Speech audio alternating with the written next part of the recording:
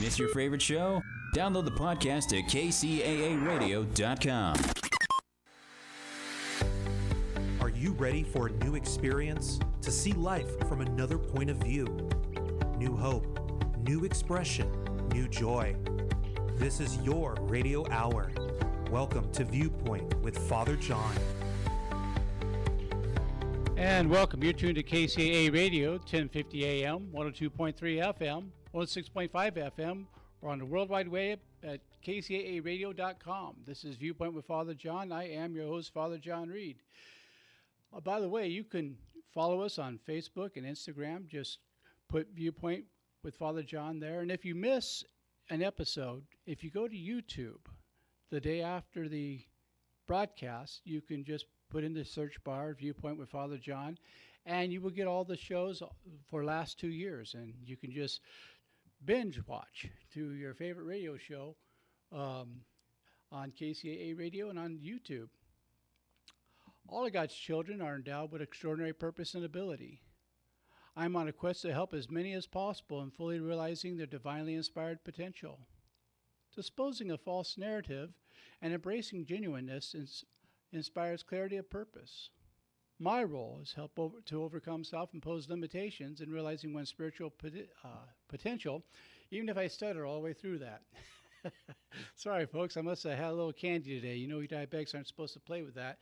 But anyhow, I want to tell you about a great place in Claremont called Claremont Pharmacy on the corner of Indian Hill Boulevard and Arrow Highway. It's fabulous. I mean, if you want a good pharmacist, tell Dr. Nikki Ho that I sent you there. Tell her Father John says hello. You'll be glad that you use that establishment because she takes care of all my pharmaceutical needs. So I'm a very happy customer there, and every time I need my refills for my diabetic medicines, she takes good care of me, including contacting the doctors. I've never been so well cared for in my life. I'm just a very lucky man when it comes to that. Of course, we have to go into the very serious news right now. And before going on air, I was checking the stats because, I always try to give you the latest update on where we are with the COVID-19. And where we stand before I came on air was at 95,087 deaths. Kids, this is really serious. And for confirmed cases, 1.61 million confirmed cases. So this is no joke, and if someone's trying to play like it is, let them know that we don't do that here. There's a lot of good people who are losing their lives. I shared with you last week or 2 weeks ago that my niece's husband, who was only 34 years old, had no underlying conditions. He died of COVID. He got sick, and 3 weeks later, they took him off the respirator. I mean, he really went quickly. So this is no joke. This is a serious thing we're dealing with. You got to take the politics out of it and start dealing with it like we have a set of brains. Tonight I'm very excited. We have a wonderful guest, and I couldn't be more excited than to have Dr. Vanessa Tyson. And, she's a proud Southern California native. Dr. Vanessa Tyson currently teaches in the Department of Politics at Scripps College in Claremont, which is a very nice school. Her courses include Women in Public Policy, Environmental Policy in the U.S., Black Americans and the Political System, Introduction to Public Policy, and Marginalized Communities. Dr. Tyson's first book, Twists of Faith, Multiracial Coalitions, and Minority Representation. Sorry, I had to scratch my nose there, folks. Sorry about that. In the U.S. House of Representatives, it's Oxford University Press, 2016, explored structural inequality in the United States and how members of Congress have found multiracial coalitions, particularly among Black, Latinx, Asian American, and Pacific Islander representatives. As an improved strategy to provide for their diverse constituencies. Boy, I don't know why I can't read tonight. Frank, what'd you put in my coffee? Goodness gracious. Anyhow, she's an expert on sexual violence policy formulations, race, gender, environment and social justice. Dr. Tyson has an extensive background in both U.S. and California politics. Tyson spent years working as an advocate for sexual violence awareness and prevention, which is a very important topic that we'll probably talk about a little bit tonight. Serving as one of the founding members of the Boston Area Rape Crisis Center Survival Speakers Bureau. And, she has just pages and pages of stuff. She grew up in Whittier, so she is truly a Southern California lady, and she great degrees from some of our best things, University of Chicago and such. But before I screw up her entire vita, because for some reason tonight I just can't speak to save my life, Dr. Tyson, welcome to the show. I'm sorry I tore that up so much. Thank you so much, Father John, for having me. I really appreciate it. Well, I tell you, ever since you agreed to come onto the show, I've been so excited about this because I have the deepest respect for you and for the things that you have done. We met through our mutual friend, Joe Salas, and Joe's a good guy, in spite of himself. I'm just kidding. It doesn't pay to be a friend of this priest. But when you were talking, you were giving a presentation at his place. I was deeply moved by the things that were important to you, because there are things that are important to me. And particularly when you were a student and you were working in the cafeteria, and it bothered you that all this food is being thrown away when people are hungry and when all these things need to be done, and you made change. So if that's not too hard of a place to start off, can we start off there with what you were doing there? Sure. It was my first year at Princeton University. I was 17 years old, and my mother had raised me. We didn't have a lot of money, but my mother had raised me to try to help other people whenever I could. Right, this was kind of a, the modus operandi in our two-person household of just my mother and myself, not including the dogs, of course.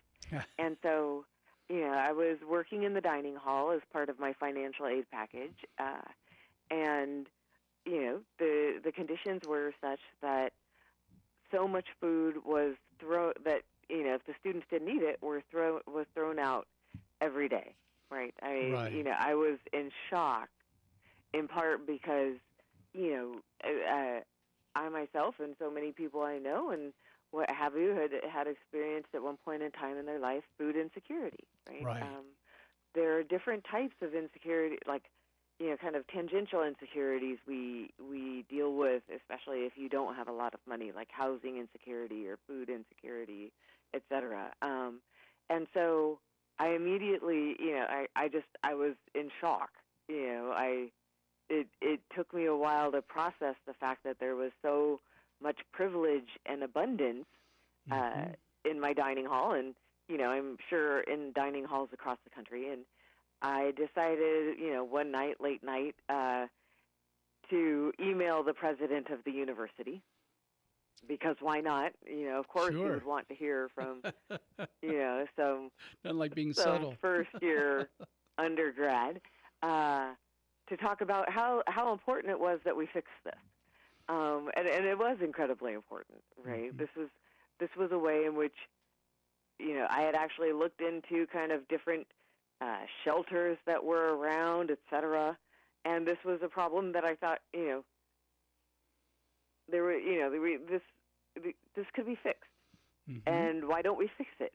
Lo and behold, I heard back from someone in his office really a few days later, and and we started working on this together.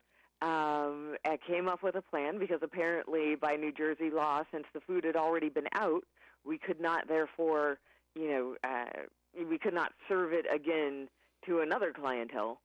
Right. So what we were able to do, however, was to, create what was known as pig buckets, these red trash buckets that were specifically for food refuse that would then go to a local local pig farm. Oh, because while okay. we could not reserve the food to humans, we could reserve it to pigs. And the financial benefits from giving the money to the pigs could then go to local shelters. Right. So in turn, this 17-year-old who thought, perceived something was out of place, or that we could do better. Right. That this was an opportunity to help people. And I mean, I was a night owl, and so there's a strong chance that I emailed the president sometime around 3:30 a.m. because that's when many of my brilliant ideas come up. And so, but nonetheless, he humored me. His office humored me, and we found a mutually beneficial resolution so that food wouldn't go to waste. Oh, cool. And that made, that made a difference. It was, maybe it wasn't, on the scale of the World Health Organization or something like that, but it was just a teenager who got an idea and decided to run with it. But you know what? I can't downplay that, because even the World Health Organization had to start somewhere, and it certainly didn't start off, as a macrocosm that it is now. It had to be a microcosm at some place. But the fact being that you cared enough about the community, and I think there is something to be said about those of us, because I'm in that category as well, of people who have grown up with great challenges. I mean, I grew up in a house where we didn't know if there was going to be a next meal quite often, and it wasn't unusual to go to bed hungry. So we think about people like that, and I think that's why working with homeless programs has always been very important to me. And that's probably why I became a medical missionary in the priesthood, was because we didn't have the things we needed as children. So, no, I think what you did was outstanding. And if you had not done that, they wouldn't have the program that they have going forward. And look at all the lives that have been touched. Those pig buckets are still there today. It's amazing. I was back there in October, and they still have, like, now they separate by, what's kind of like what's recyclable and this or that. But at the time, none of this was in the 90s. It was very forward thinking. Well, this is, and I'm going to say something that sounds trite, but it's not meant that way. This is why we need the good ideas from the young people, because young people oftentimes have not become cynical yet, and so they see things that some of us older folks have put blinders on that we don't see. I mean, you had the perfect eyes for it. By the way, from one night out to the other, just a little thing I've learned along the way: if it's after 11 p.m. and it looks like a good idea on Amazon, it's probably not. just saying. Now, you teach some really incredible topics. I've known politicians. I've been around it a little bit. Obviously, I know some people. I know Joe, but I've never known it as the political science arena. What is that like? It's different than what I expected when I went to graduate schools so many years ago. Was political science is not necessarily always the study of politics per se, but it is deeply embedded in kind of in analyzing patterns and trends, and understanding kind of what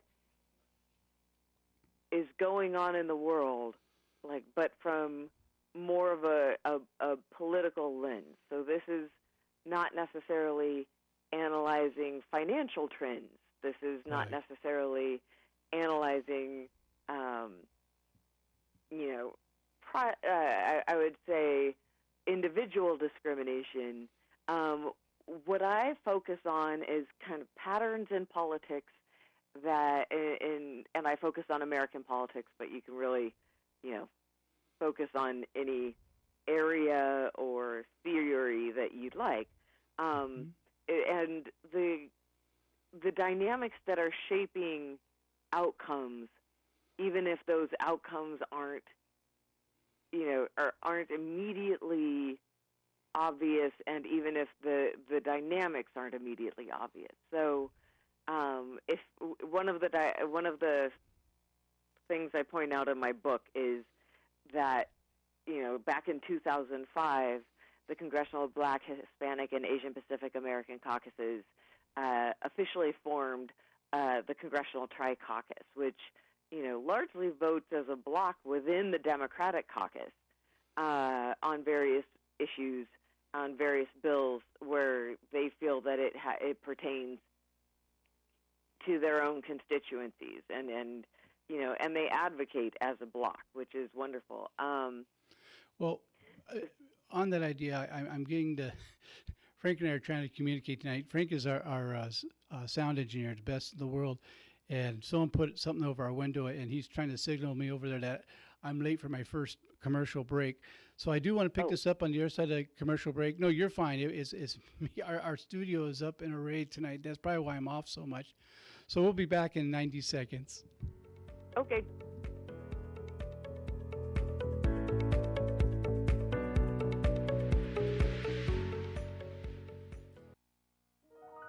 The loss of a loved one is one of the most challenging experiences in a person's life. It's hard to know where to turn to make your loved one's final arrangements. Jesse Ruiz at Personal Funeral Planning in Ontario will treat you and your loved one with the respect you deserve. Jesse served in the Marine Corps in Desert Storm and understands what it takes to provide loyal, personalized, and empathetic service to those who need it most. The families of Michael Jackson, Brittany Murphy, Ed McMahon, and many others have trusted Jesse to provide them with the highest level of service and support. To work with Jesse, call 909-762-4027, 909-762-4027, or visit their website, www.4pfp.org. www.4pfp as in personal funeral planning.org. Jesse Ruiz and Personal Funeral Planning, veteran-owned and operated, helping you plan a personal, lasting tribute for your loved one. www.4pfp.org. KCAA Loma Linda, 1050 AM, K292FQ Riverside, and K293CF Moreno Valley. Make a stop at the KC Country Junction. Go to this place they call Country Junction. Country legends, all-time classics, and recent favorites all meet at kccountryjunction.com. Make your day a little bit country at kccountryjunction.com and overnight starting at 1 a.m. on KCAA 102.3 FM, 106.5 FM, and 1050 a.m. It's the KC Country Junction on KCAA and kccountryjunction.com.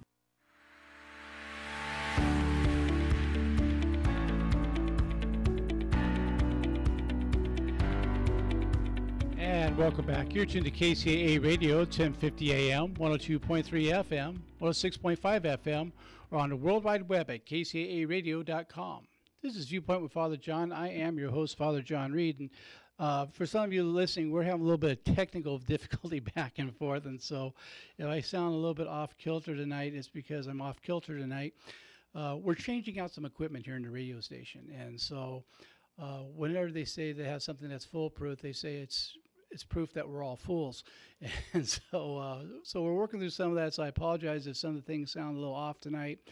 By next week, we'll be back to our normal insanity, and so that will be good. So just put up with our temporary insanity right now.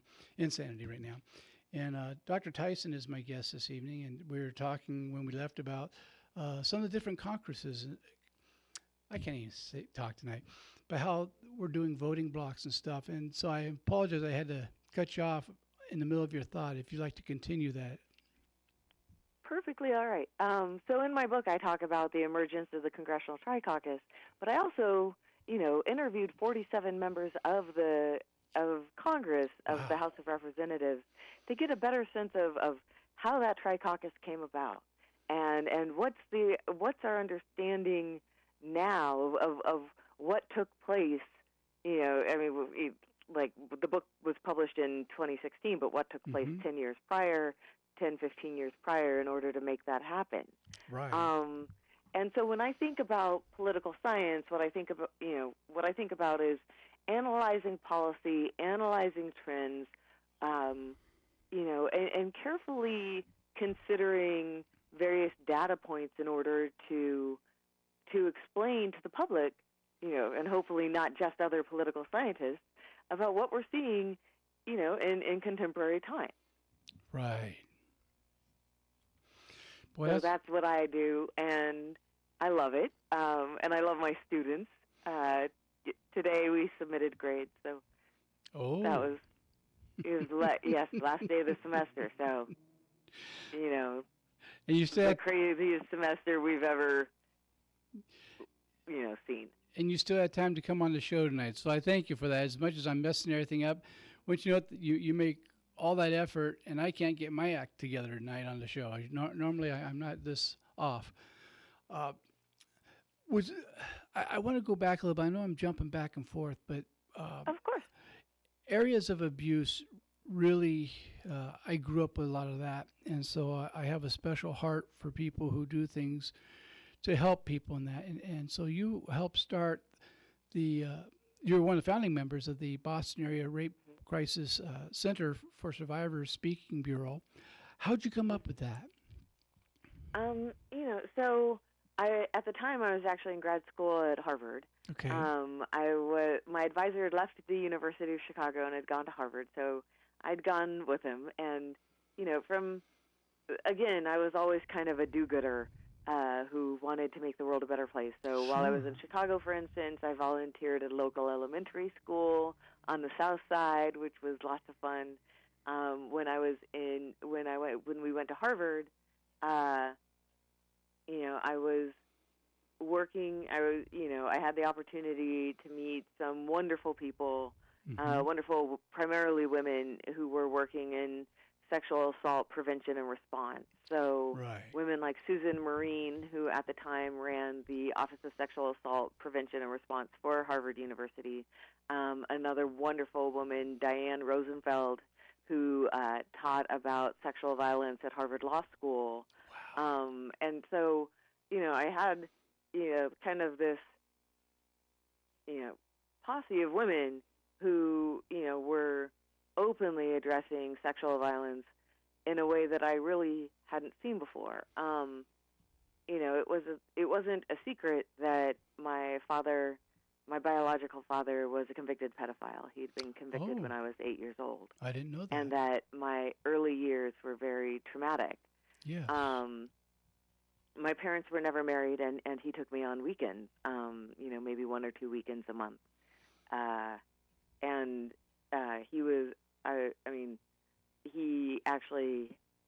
He was living with a woman and her 3 daughters, and had also been molesting her 3 daughters.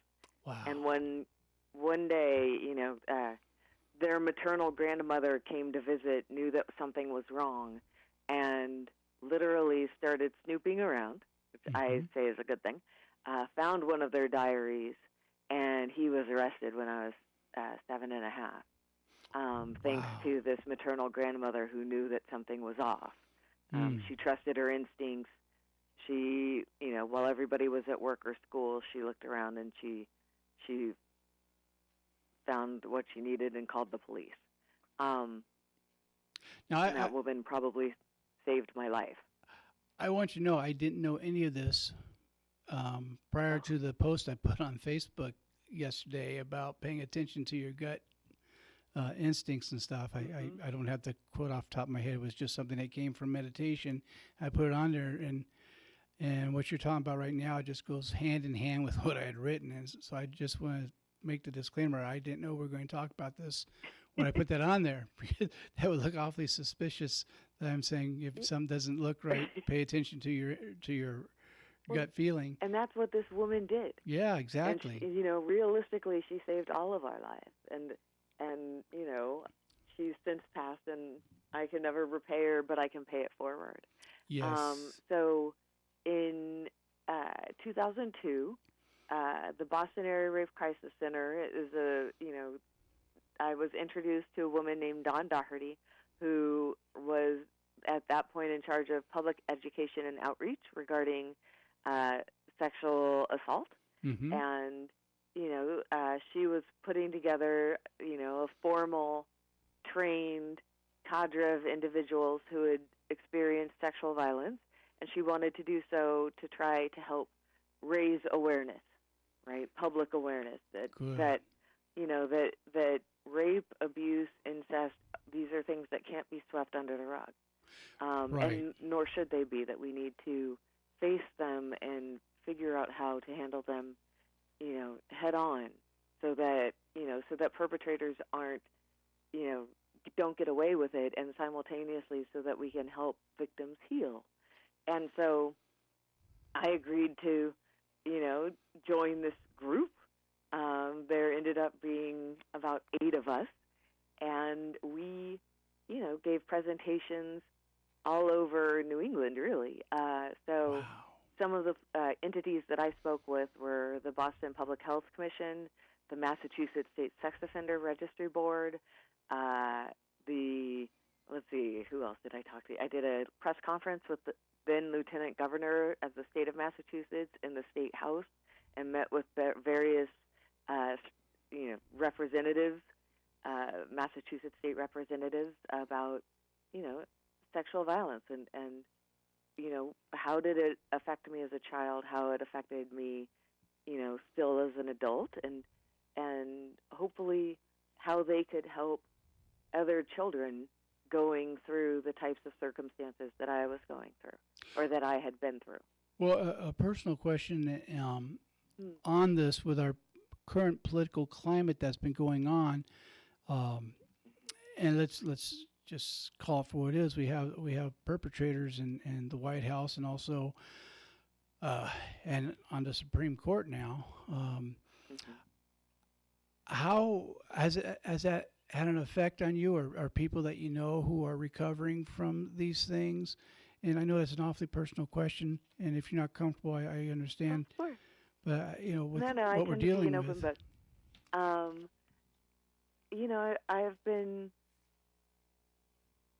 I've been very shocked, I think, by first in 2016 by the election of Donald Trump. right? That threw me for a loop, especially given, the recordings that existed, Yes. that came to light. I think that really caught me off guard, and I was repulsed. Just the idea that someone thinks that way about women Right. doesn't sit well with me at all. To me, it's a clear abuse of power. Sure. But that's me, and I don't like people who abuse power. I try not to abuse whatever power I have, which is limited, but, best not abused. Right. Similarly, when I was watching Christine Blasey Ford testify Mm-hmm. in front of the Senate Judiciary Committee related to now sitting Supreme Court Justice Brett Kavanaugh, I was incredibly moved by her testimony. Yes. She, to me, came across as extremely authentic Mm-hmm. and, very, very honest and quite terrified by the entire process. Well, certainly. So, and who wouldn't be? But nonetheless, I think for a myriad reasons, there are a number of survivors of sexual assault who are just so horrified, in some cases deflated, Yes. and in other cases, this lit a fire under their butt. I mean, we all handle this information in different ways. Yes, that's true. I found myself and having so- nightmares through it. Yeah. I mean, one thing I will say is that nightmares are very common for survivors of sexual assault. Mm-hmm. It's survivors of sexual assault, at least roughly 90%, according to the Department of Veterans Affairs suffer from various forms of post-traumatic stress disorder. Yes. So we have, lots of evidence to suggest that this is, that the election of Donald Trump combined with, the hearings that Christine Blasey Ford went through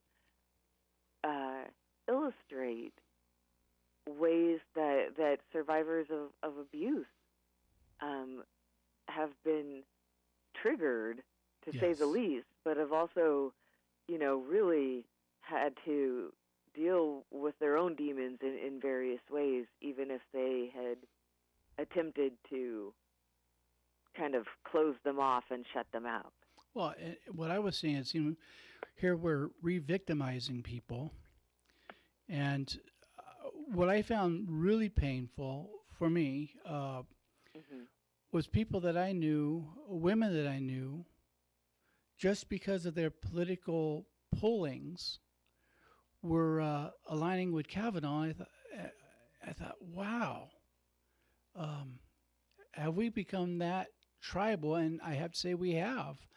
I couldn't believe we became that tribal, that if someone wasn't of their party, they had no credibility. If they were of their party, they can do no wrong. And that's insanity. I've been rather upset about this as well. I don't think that this is ever an issue of convenience, right? Especially when it comes to coming forward. Yes. What I would say is that, it's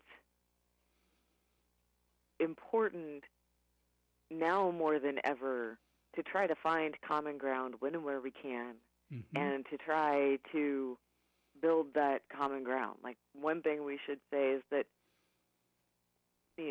no sexual assault is acceptable. Right. I don't care what side of the aisle that you happen to be on. Exactly. Sexually assaulting women is and men. Yes. Because we have plenty of evidence to suggest that,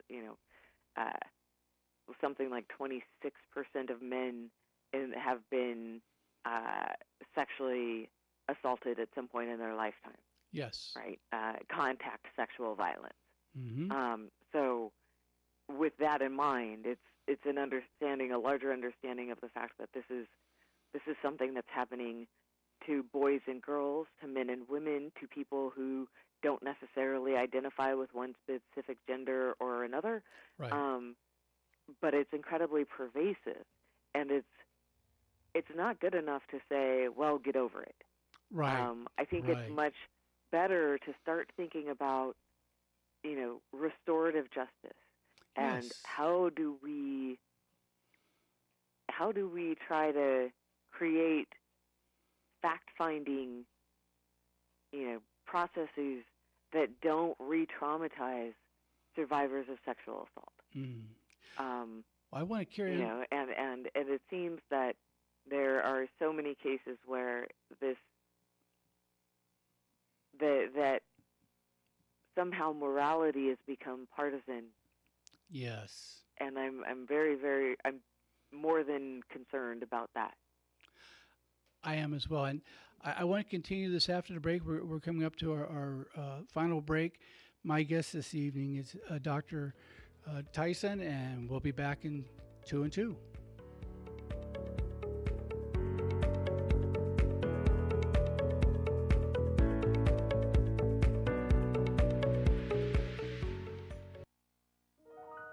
The loss of a loved one is one of the most challenging experiences in a person's life.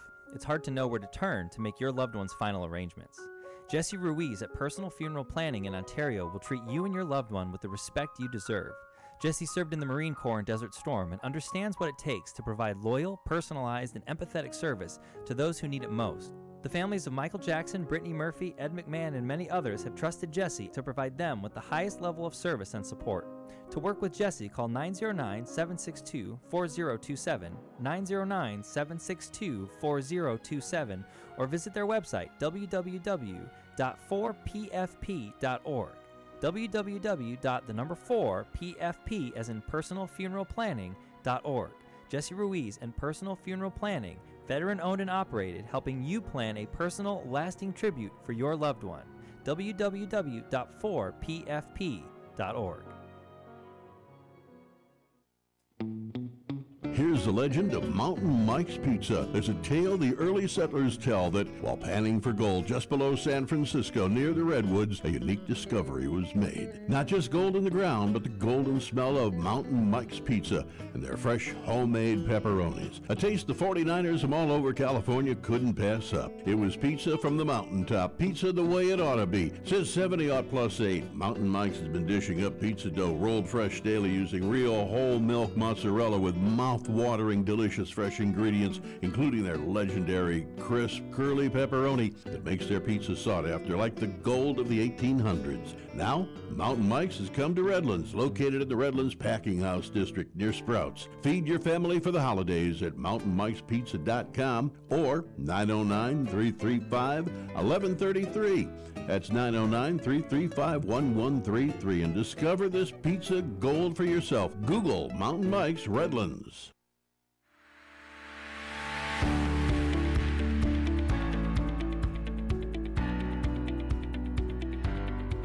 And welcome back. You're tuned to KCAA Radio, 1050 AM, 102.3 FM, 106.5 FM, or on the World Wide Web at kcaaradio.com. This is Viewpoint with Father John. I am your host, Father John Reed. And just a reminder that you can follow us on Instagram and Facebook. Just go to Viewpoint with Father John. And if you miss an episode or you want to hear an episode again, just go to YouTube and you can just put in the search bar Viewpoint with Father John, KCAA. Also, this is on iHeartRadio and many other platforms. And so absolutely follow us. And if you do follow us on Facebook or Instagram, I do get the messages that some of you send, and I appreciate it. I enjoy your feedback. I know tonight I'll get a bunch of feedback because things have just been awkward. But like I said, we're doing some equipment change here in the radio station, and I didn't know about it until I walked in tonight. And so, surprise. And just a quick shout out to the best sound man in the world here, Frank Perrollo. And Frank, thanks for doing a great job in spite of everything going on. I know you're in there just pulling all the strings and just doing a great job. So I appreciate you, buddy. I really do. I get the glory and he gets the blame. So, it's tough. And I have a great guest this evening, Dr. Vanessa Tyson. She's a Ph.D. and she teaches at the Claremont Colleges at Scripps, which is really, we call it Harvard West. So, but we're talking about some very important stuff right now. And when we left to go to commercial break, we're talking about our response to the perpetrators that are in public office right now and the way that people who have been victimized are being re-victimized by being either kicked to the side because they're accused of being a part of one political party or the other. And I personally am an independent, but it's funny, depending on what I say, people accuse me of different affiliation. And, truth is truth. It doesn't have an R or D behind it. It just, if it's true, it's true. And we've become so tribalized. And, I know the history of it. I know what Newt Gingrich and what he started and such. But it's become so toxic that the people's work is not being done. But more than that, more and more people are being victimized. Look at what's going on with do you wear a mask? Do you not wear a mask? Do you know, what's my freedom opposed to your freedom? And I see these people strike and say, I have a right to not wear a mask. Well, what about my niece's husband who died because somebody didn't wear a mask? Where was his rights and all of that? So Dr. Tyson, I didn't mean to bring you in on all that stuff, but while we're talking about this, I thought I'd better throw some of that in there too. I think this is an incredibly important question that we have to ask ourselves and we have to kind of, reflect upon, right? It's not good enough to simply, repeat the talking points of whatever newscaster said what. Right. But I think it's much more important to think about what can I do to help others? And also, can we trust our political institutions to protect us? When it comes to re-victimizing people, what I've found in my research with sexual violence survivors is that, they don't necessarily trust the government to look out for them. Right. What I've also found is that, the same question about, our political institutions protecting us, has to do even with the current pandemic and the effect of COVID-19 on our way of life. What I will say is that I think there are various people at different levels of government who are certainly trying to help the American people and mitigate this horrible disease that has killed over 95,000 persons in the United States already. Yeah. And they're doing it. I mean, and people are doing it. I have so many friends who are ER doctors in New York, right? Who happen to be friends from college or happen to be the younger brother of my, one of my best friends. They're all on the front lines, and they're like, just wear a mask and stay home as much as possible, right? Try, do everything you can to protect yourself and protect others. And I don't think that this should be a politicized issue. Right.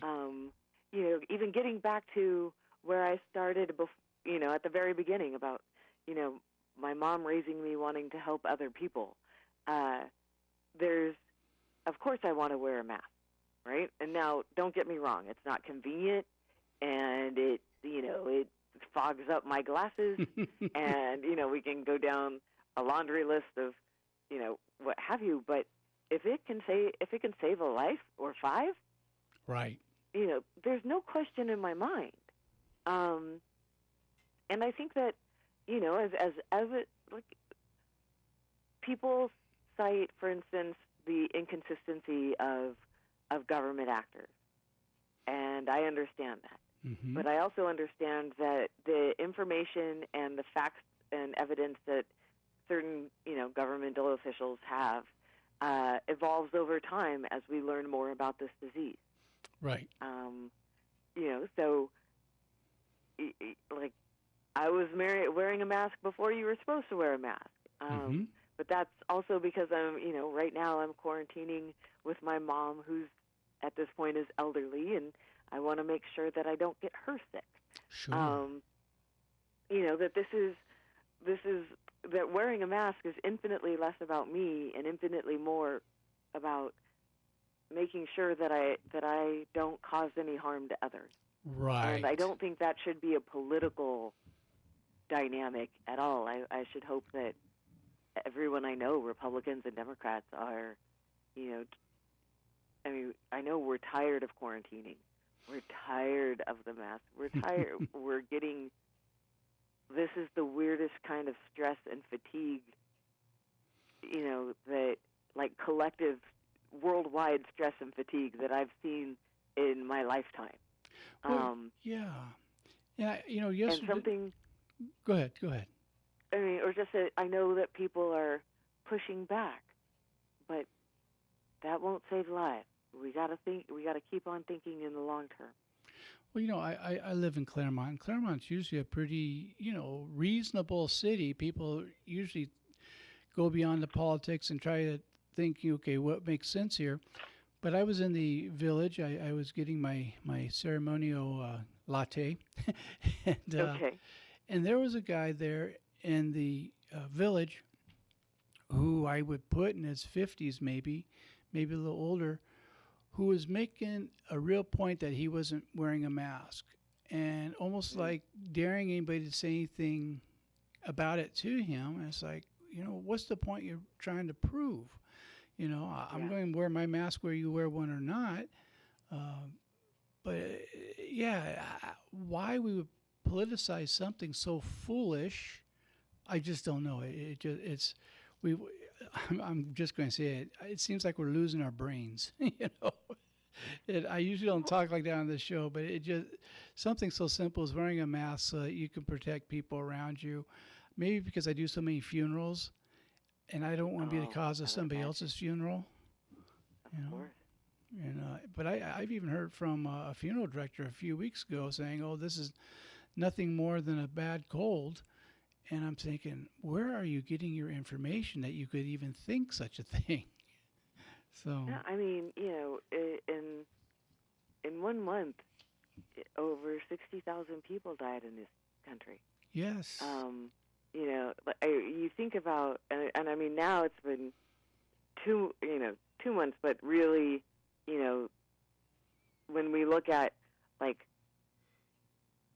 the data, you have over 95,000 dead, and the month of May is not over.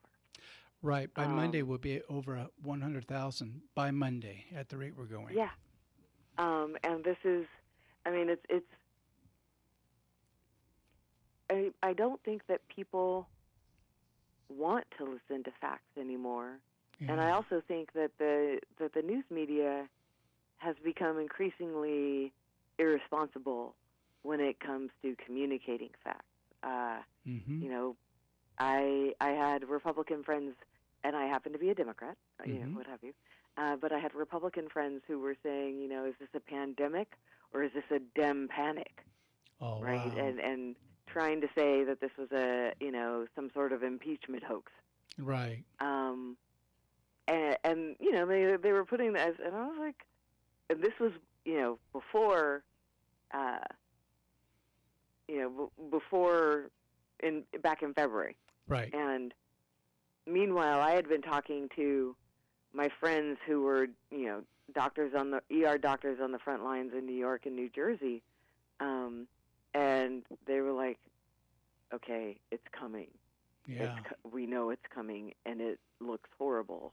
And I was talking to friends of mine who, I've personally been to China to conduct environmental research, and I wasn't surprised particularly by the origins of this new zoonotic disease.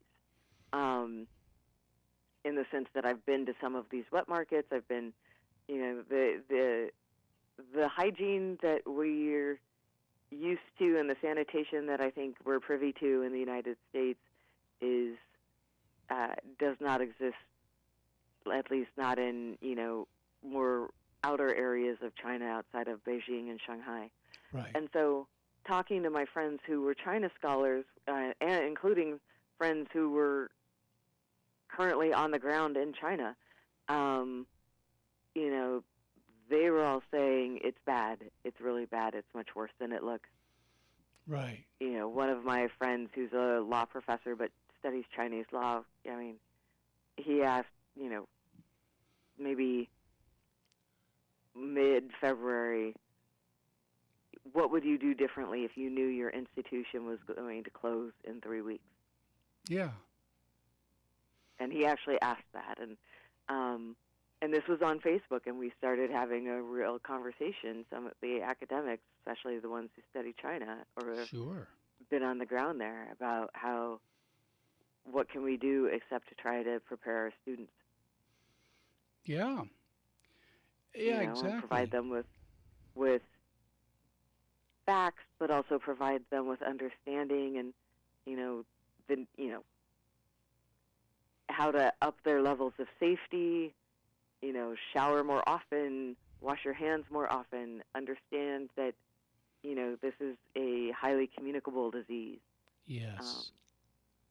And that and the reality is that it if your body can't get the oxygen that it needs, if your blood oxygen goes too low, that not only might you suffer from multiple amputations, you may suffer from multiple organ failure. Yes. And which can cause death. Yeah. So do everything you can to prevent the spread. Well, yeah, and I have a lot of the comorbidity issues. I mean, I'm diabetic. I have asthma. I have some autoimmune disorders, and yeah, I mean, for me, I'm almost like a walking time bomb for this thing, So I'm hyper aware of it, and that's where I think you and I are absolutely on the same page, that we got to stop having this as a politicized thing, because it doesn't care what your politics are, Exactly. It doesn't. I've buried people of all different political persuasions, and every one of them was dead. Exactly. And not one more than the other, less than the other. So, you make a great point there. Now, your book sounds really, really interesting. Where would people get a copy of that? The Twists of Fate book. Well, you can easily order it on Amazon.com. Mm-hmm. You can also order it direct from Oxford University Press. It's both in hardback as well as paperback. Okay. And I believe there's an ebook edition as well. So for people who might choose to use a Kindle or what have you, there's an ebook. I've been talking to some friends about possibly making an Audible available. Oh, cool. Yeah, simply because I think it would, in certain respects, convey more of my, should I read it myself, it would convey more of my meaning, but also, kind of my enthusiasm for the subject matter, right? There are a lot of political science texts that can get a bit dry, but if you know me and you know kind of what I'm about, then chances are you can hear in my voice why this is so important that people talk across racial lines and, Yes. really work together to try to advocate for people and communities in need. Well, I actually subscribe to Audible, so I'd be one of the people that are getting Oh, your really? book. Okay, Oh, yeah. Good to know. Good to know. So I that would be another vote in favor? absolutely. I have like 28 books on there right now, and I'm thought about putting my book on there as well. I have a book as well, Close Your Eyes So You Can See Me. Oh, I think I gave you a copy of that. And yes, you did. but some of the people I know, like Rob Bell, he reads his books on there, and I enjoy hearing how he reads his books because his personality is in on it, and I would imagine you could really bring some real life to it. But I'm very interested in going through your book because I do have an interest in these areas, and there's so much more I want to know. In fact, I'm just reaching the age where within the next year or two, I'm probably going to audit one of your classes over there because I get to do the $50 auditing. Awesome! And so You're more than welcome. So I will be the one there with the pointed hat on. It says dunce. But well, we're getting to our last couple of minutes, and Dr. Tyson, I want to thank you for taking the time, and I apologize. I really messed up your resume going into this with all the things going on at the station. I'm going to use it as my excuse, but I'm just so thrilled having you on the show because you bring such qualifications, but your greatest qualification, and I mean this sincerely, is your decency. And you bring such decency with you, and there's no political party to decency. Either you're decent or you're not, and you are truly a very decent person, and my listeners are better off because you're on the show tonight, and I hope that we can have you back again sometime, and I promise to do better next time I'm introducing you. No apologies necessary. This has been an absolute delight, and I thank you so much for having me. I'd love to return. Well, we'd love to have you. And so my guest tonight has been Dr. Vanessa Tyson, and she does teach at Scripps College in Claremont. So I recommend her as a professor. I think you would get so much from her, learning from her. I know I'm going to at least audit her classes because I have a lot to learn from her, and I will gladly learn it. Look, to you, my listeners, I love you deeply. Please be safe. Please wear the mask. I know we're all tired of being locked up in our houses, but it's better than being locked up in a box. And so, be kind to one another. And, if no one told you this week that they love you, let me be the first. And I want to thank Frank Perello for running the board tonight and putting up with my craziness while they're making the changes to the station. And we'll be with you again next week, and God's blessing be upon you.